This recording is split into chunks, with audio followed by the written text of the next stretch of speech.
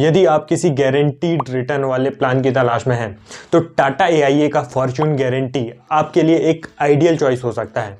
जैसा कि नाम से ही क्लियर है, फॉर्च्यून गारंटी मतलब कि यह plan non linked non participating है, मतलब कि इसका मार्केट से भी कोई लेना देना नहीं है और ना ही कंपनी के किसी बोनस या फिर डिविडेंड पे डिपेंडेंट है। आपको जो भी रिटर्न मिलेंगे वह गारंटीड आपकी पॉलिसी के बॉन्ड में लिखे हुए मिलेंगे।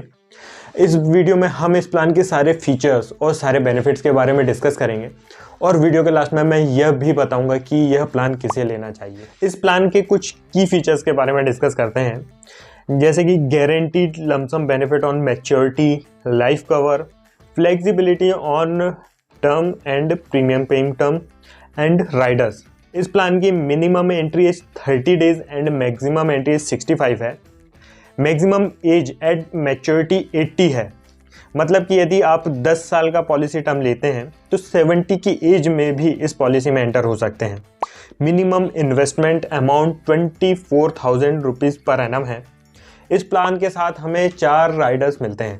पहला राइडर है accidental death and dismemberment rider, जो कि एक्सीडेंटल डेथ के केस में राइडर का जो भी सम एश्योर्ड होता है लमसम हमें पे करता है। डिसेबिलिटी के केस में डिसेबिलिटी के हिसाब से परसेंटेज ऑफ सम एश्योर्ड हमें पे होता है। नेक्स्ट राइडर है वेवर ऑफ प्रीमियम। इस राइडर में परमानेंट डिसेबिलिटी के केस में हमारा जो भी फ्यूचर प्रीमियम होता है वह वेव ऑफ हो जाता है। तीसरा राइडर है non linked comprehensive protection rider. Death, accidental disability, critical और टर्मिनल इलनेस के केस में लमसम और इनकम बेनिफिट प्रोवाइड होता है। नेक्स्ट राइडर है non linked comprehensive health rider, जो कि disability, hospitalisation, critical illness, minor और मेजर इंजरी के केस में हमें मल्टीपल पे आउट प्रोवाइड करता है। इस प्लान में हमें 2 बेनिफिट मिलते हैं।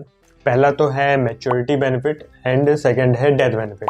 मैच्योरिटी बेनिफिट मतलब कि पॉलिसी टर्म सर्वाइव करने के बाद जो हमें पे आउट मिलता है उसे हम मैच्योरिटी बेनिफिट कहते हैं।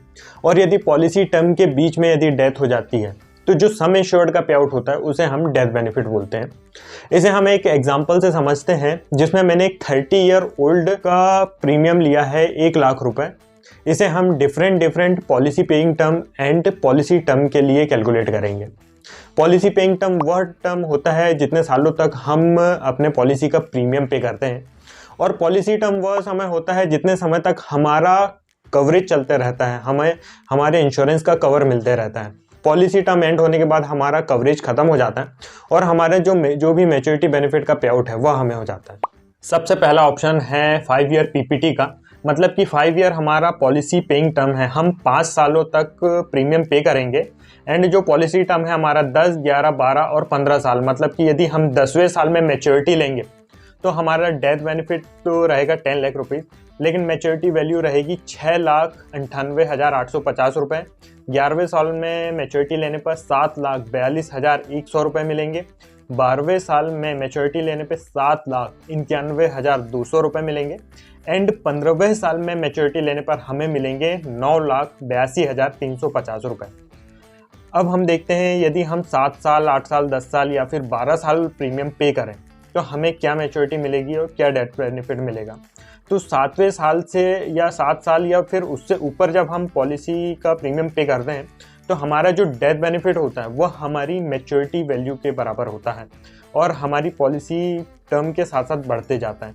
जैसे कि यदि हम 7 साल पॉलिसी का प्रीमियम पे करते हैं और 12 साल में मैच्योरिटी लेते हैं तो हमारा डेथ बेनिफिट रहता है 10,75,130 रुपये और हमारी मैच्योरिटी वैल्यू भी वही रहती है। यदि हम वही मैच्योरिटी 12 साल की जगह 15 साल में लें तो हमारा डेथ बेनिफिट भी बढ़ जाता है 13,54,220 रुपये एंड हमारी मैच्योरिटी वैल्यू भी बढ़ जाती है। इसी तरह देखें, 8 साल प्रीमियम पे करने में 15 साल में हमें मिलेंगे 14,90,000 रुपये एंड 16वें साल में हमें मिलेंगे 15,94,000 रुपये और यही हमारा डेथ बेनिफिट भी रहेगा। यदि हम 10 साल प्रीमियम पे करते हैं और 15वें साल में मैच्योरिटी लेते हैं तो हमें डेथ बेनिफिट मिलेगा 17,23,600 रुपये एंड मैच्योरिटी वैल्यू भी हमें इतनी ही मिलेगी। सबसे ज़्यादा हायर कवरेज मिलता है 12 साल प्रीमियम पे करने में एंड यदि हम 12 साल प्रीमियम पे करते हैं और 12वें साल में मैच्योरिटी लेते हैं तो हमें मिलेंगे 16,57,200 रुपये। 13वें साल पे लेने पर 17,39,160 रुपये। 14वें साल पे लेने पर 18,41,760 रुपये एंड 15वें साल पे मैच्योरिटी लेने पे हमें मिलेंगे 20,29,920 रुपये। और यही हमारी मैच्योरिटी वैल्यू रहेगी और यही हमारी डेथ बेनिफिट भी रहेगा। जब इस इलस्ट्रेशन को हम देखते हैं तो हमारा जो इफेक्टिव XIRR मतलब कि हमारा जो रिटर्न है वह 5% के आसपास होता है।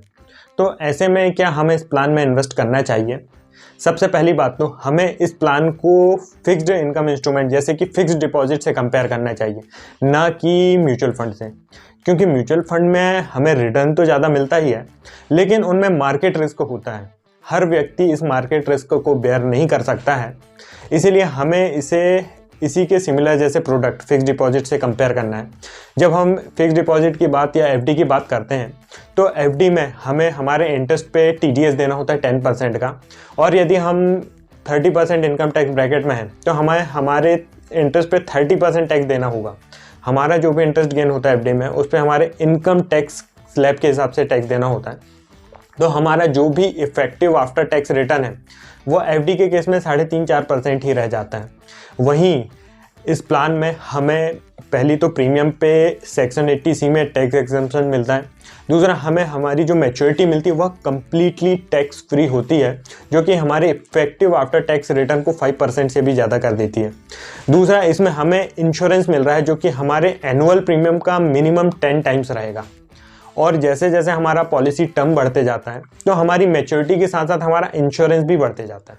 इस इलस्ट्रेशन में हमने देखा कि 1 लाख रुपए का एनुअल प्रीमियम पे करने पे 12 साल पॉलिसी पेइंग टर्म में एंड 15 ईयर पॉलिसी टर्म में हमें 20 लाख रुपए से भी ज़्यादा का मैच्योरिटी मिल रहा है और उतना ही डेथ कवर भी मिल रहा है। टर्म इंश्योरेंस के अलावा बहुत ही कम ऐसी पॉलिसीज़ होती हैं जो कि इतना हायर कवरेज देती हैं। ज़्यादातर इन्वेस्टमेंट पॉलिसीज़ जो होती हैं अपने एनुअल प्रीमियम का 10 टाइम्स लाइफ कवर देती हैं, लेकिन इस प्लान में यदि हम higher policy paying term and higher policy term लेते हैं तो वह जो लाइफ कवर है हमारा 20 टाइम्स तक जा सकता है। दूसरी खास बात यह है कि यह प्लान हमें 65 की एज तक ऑफर होता है। यदि 65 की एज में हम टर्म इंश्योरेंस लेने जाएंगे तो वैसे ही 1-1.5 लाख का प्रीमियम देना पड़ेगा और सर्वाइवल पे हमें कुछ भी नहीं मिलेगा। इस प्लान पे हमें गारंटीड रिटर्न्स भी मिल रहे हैं और साथ में अच्छा खासा लाइफ कवर भी मिल रहा है। चलिए देखते हैं कि हमें इस प्लान में इन्वेस्टमेंट क्यों करना चाहिए। यदि आप हायर एज में हायर कवरेज वाली कोई इंश्योरेंस की पॉलिसी लेना चाहते हैं तो फिर आप इस प्लान को कंसिडर कर सकते हैं। यदि आप किसी गारंटीड रिटर्न वाले इन्वेस्टमेंट प्रोडक्ट में इन्वेस्टमेंट करना चाहते हैं तो भी आप इस प्लान को कंसिडर कर सकते हैं। यदि आप हाई नेटवर्थ इंडिविजुअल HNI हैं या NRI हैं या फिर आप 30% टैक्स ब्रैकेट में हैं और किसी टैक्स एफिशिएंट इन्वेस्टमेंट प्रोडक्ट में इन्वेस्टमेंट करना चाहते हैं विद लाइफ इंश्योरेंस, तो फिर आप इस प्लान को कंसिडर कर सकते हैं। यदि आप अपने पेरेंट्स के लिए कोई लाइफ इंश्योरेंस पॉलिसी लेना चाहते हैं तो भी आप इस प्लान को कंसिडर कर सकते हैं। यदि आप किसी 10-15 साल बाद वाले किसी गोल के लिए सेविंग करना चाहते हैं और उस पर गारंटीड रिटर्न चाहते हैं तो भी आप इस प्लान को कंसिडर कर सकते हैं।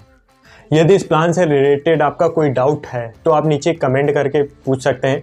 यदि आपको इस प्लान से रिलेटेड कोई क्वेरी है या आप इसमें इन्वेस्टमेंट करना चाहते हैं तो नीचे दिए नंबर पे व्हाट्सअप कर सकते हैं। यदि आपको यह वीडियो अच्छा लगा, कुछ इन्फॉर्मेटिव लगा तो आप इसे लाइक ज़रूर करें और चैनल को सब्सक्राइब करें। मिलते हैं नेक्स्ट वीडियो में। धन्यवाद।